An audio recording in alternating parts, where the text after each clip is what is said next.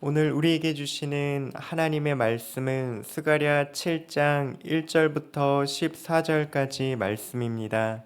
스가랴서 7장 1절부터 14절까지 말씀 함께 봉독하시겠습니다. 다리오 왕 제4년 아홉째 달 곧 기슬레월 4일에 여호와의 말씀이 스가랴에게 임하니라. 그때 베델 사람이 사레셀과 레겜멜렉과 그의 부하들을 보내어 여호와께 은혜를 구하고 만군의 여호와의 전에 있는 제사장들과 선지자들에게 물어 이르되 내가 여러 해 동안 행한 대로 5월 중에 울며 근신하리이까 하매 만군의 여호와의 말씀이 내게 임하여 이르시되 온 땅의 백성과 제사장들에게 이르라.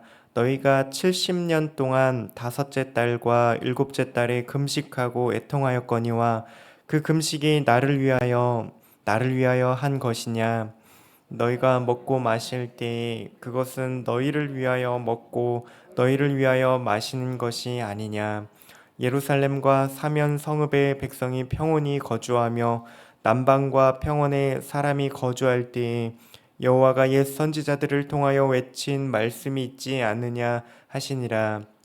여호와의 말씀이 스가랴에게 임하여 이르시되 만군의 여호와가 이같이 말하여 이르기를 너희는 진실한 재판을 행하며 서로 인애와 긍휼을 베풀며 과부와 고아와 나그네와 궁핍한 자를 압제하지 말며 서로 해하려고 마음에 도모하지 말라 하였으나 그들이 듣기를 싫어하여 등을 돌리며 듣지 아니하려고 귀를 막으며 그 마음을 금강석 같게 하여 율법과 만군의 여호와가 그의 영으로 옛 선지자들을 통하여 전한 말을 듣지 아니하므로 큰 진노가 만군의 여호와에게로부터 나왔도다.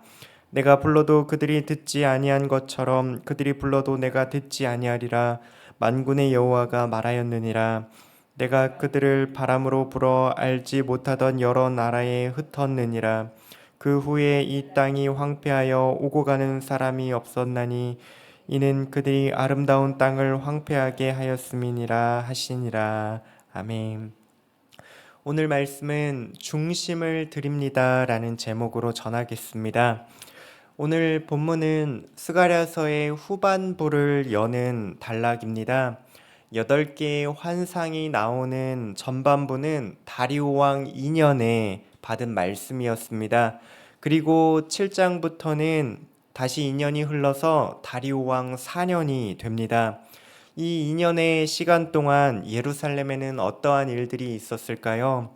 바로 중단되었던 성전 공사가 재개되는 일이 있게 되었습니다. 3절에 나오는 여호와의 전은 그 건축 중인 전, 다시 재건 중인 그 전을 가리키는데 어느 정도 건축이 진행되어서 제사장과 선지자들이 사역할 수 있었던 그런 공간이 마련된 것으로 보입니다. 이러한 때에 베델에서 사람들이 와서 질문을 합니다. 우리가 여러 해 동안 해오던 대로 5월에 금식을 해야 할까요? 하고 묻고 있지요. 이 질문의 의도는 무엇일까요? 그리고 하나님께서는 이 질문에 어떻게 답을 주실까요? 이것이 오늘 말씀을 묵상하는 데 굉장히 중요한 질문입니다. 이 질문에 대한 답을 찾아가며 우리의 신앙과 삶에 있어서 우리가 돌아봐야 할 것이 무엇이 있을지 함께 생각해 보시겠습니다. 먼저 우리가 살펴볼 지점은 왜 이스라엘 백성들이 금식을 하려고 했는가 하는 점입니다. 포로가 된 때로부터 약 70여 년 동안 성전이 무너졌던 그 5월 그리고 대속죄일이 있는 7월에 이스라엘 백성들은 바벨론에서 금식을 해왔습니다. 무엇을 위한 금식이었냐 하면 포로에서 하나님이 건져주시고 그들을 회복시켜 주시기를 간절히 기도하고자 그들은 금식하고 함께 모여서 애통해 했습니다. 그렇다면 오늘 말씀에서 베델 사람들이 찾아와서 이번 5월에도 금식을 해야 하는지 묻는 이유는 무엇일까요? 여러 가지 상황과 환경이 변했기 때문입니다.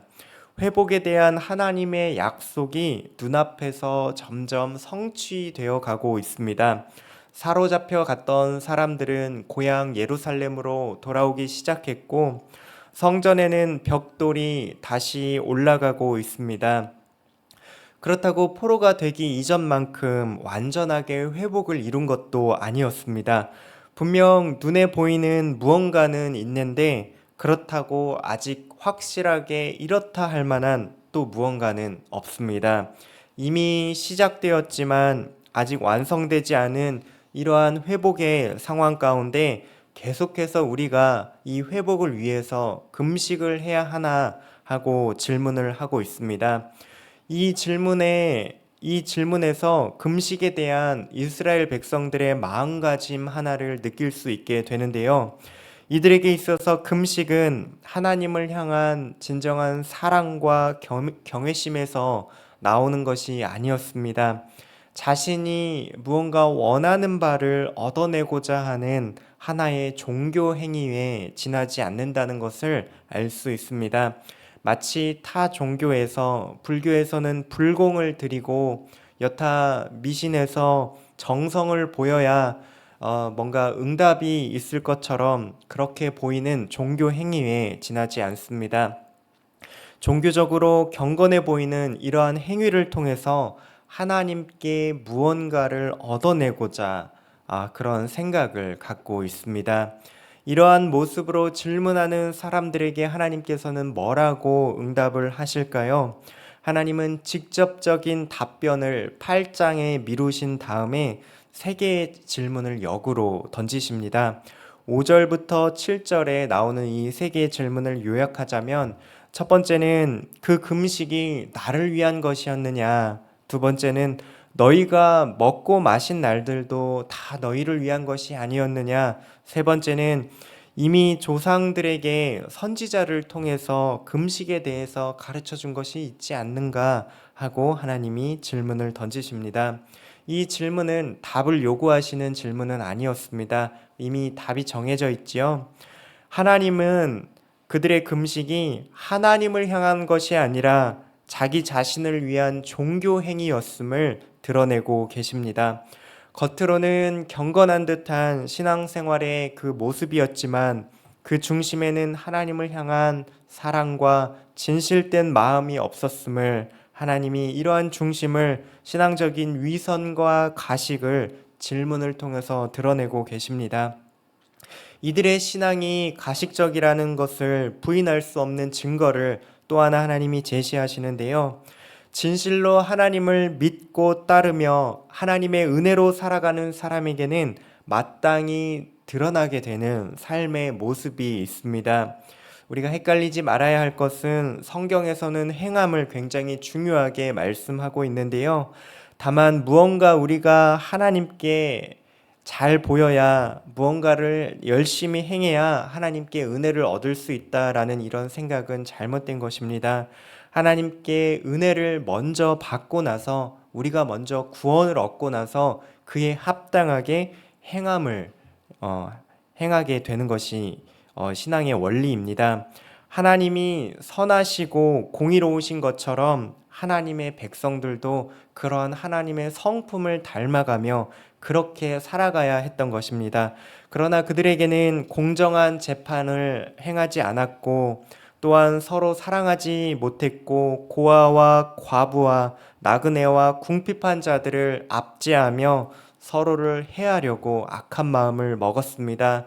그래서 11절과 12절에 따르면 그들이 듣기를 싫어하여 등을 돌리고 듣지 않으려고 귀를 막으며 그들의 마음을 금강석과 같이 하였다라고 하나님이 말씀하시지요.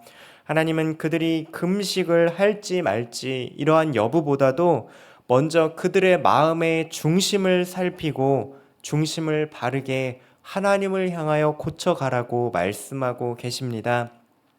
이러한 말씀을 통해서 우리는 신앙에 있어서 중요한 원리를 발견할 수 있습니다. 우리의 마음속에는 생각과 감정과 의지를 주관하는 주인 의자가 있다는 사실입니다.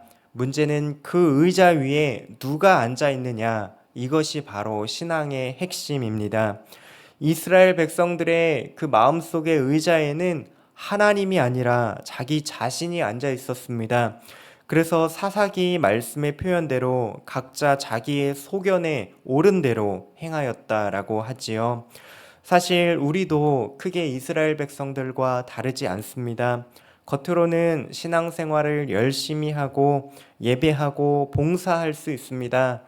그러나 이런 것들이 중요하지 않다거나 나쁘다는 것이 아니라 말씀에서 지적하는 것은 여전히 그러한 행위를 함에도 불구하고 마음의 중심에는 나 자신이 하나님보다도 더 위에 주인으로 앉아 있을 때가 많이 있다는 사실입니다.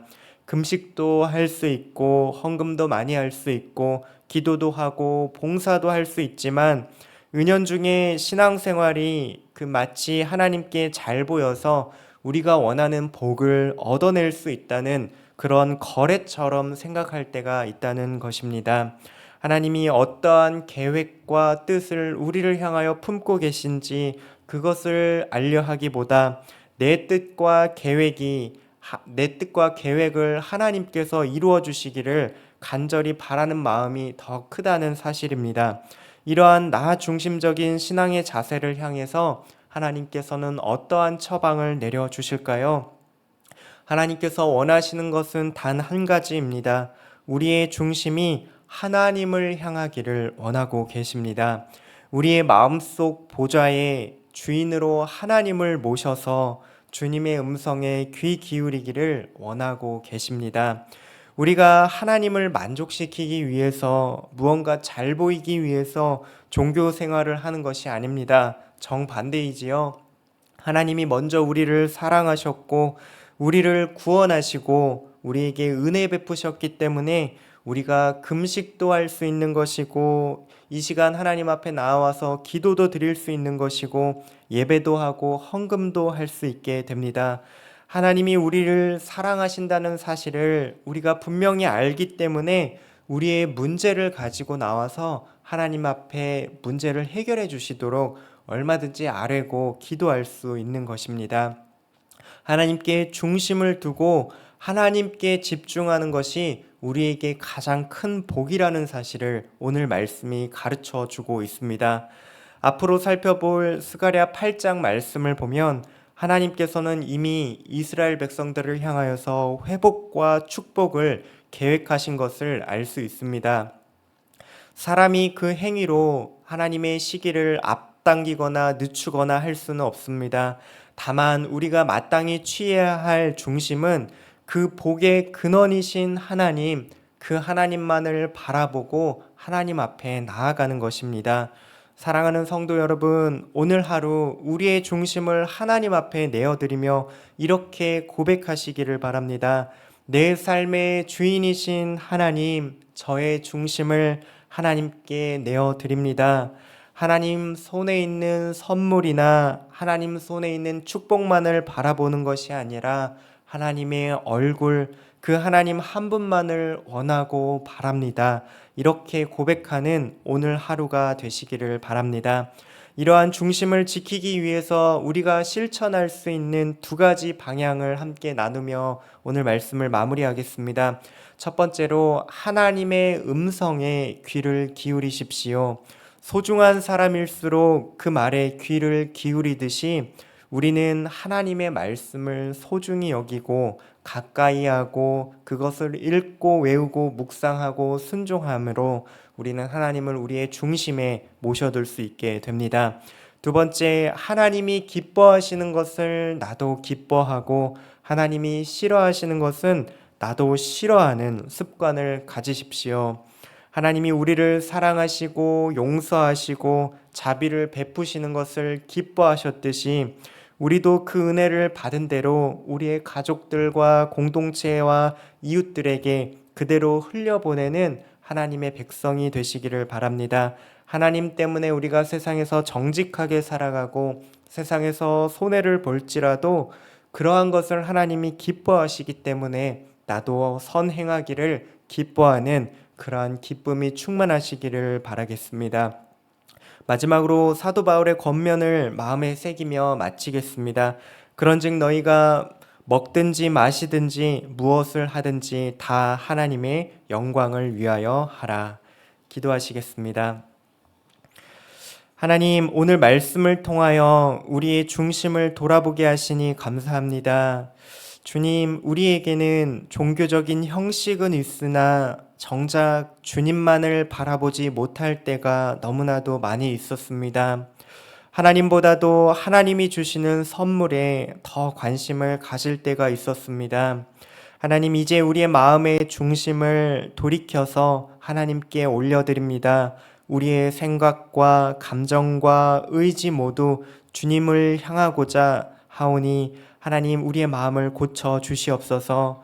주님이 기뻐하시는 것을 기뻐하고 주님이 미워하시는 것을 우리도 미워하며 하나님의 말씀을 따라 살아가는 삶 되게 하여 주시옵소서. 그렇게 우리의 모든 삶이 하나님의 영광이 되기를 원합니다. 우리를 사용하여 주시옵소서. 예수님의 이름으로 기도드립니다. 아멘. 이 시간 말씀 생각하면서 하나님 앞에 기도하실 때에 하나님, 우리의 중심을 주님께 올려드립니다. 우리 삶의 주인이 되어 주셔서 하나님이 기뻐하시는 것을 우리도 기뻐하고 하나님이 미워하시는 것을 우리도 미워하는 그런 삶 살게 하여 주시옵소서. 이렇게 기도하신 다음에 교회를 위하여 기도하실 때에 우리 주위의 몸과 마음이 연약하여서 여러 가지 질병들과 아픔으로 고통받는 지체들의 삶 가운데 하나님이 돌아봐 주시고 힘 주시도록 우리 연약한 공동체 지체들을 위하여 함께 기도하신 다음 각자 가지고 나오신 기도 제목 가지고 하나님 앞에 나아가시겠습니다. 기도하시겠습니다.